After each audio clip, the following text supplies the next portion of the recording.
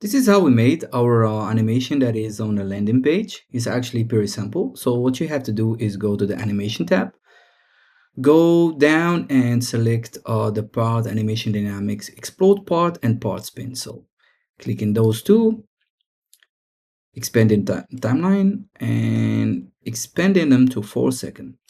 Now you want to save this camera viewport, add camera key, go to the 4 second, just follow the diamond, zoom in, add another camera key.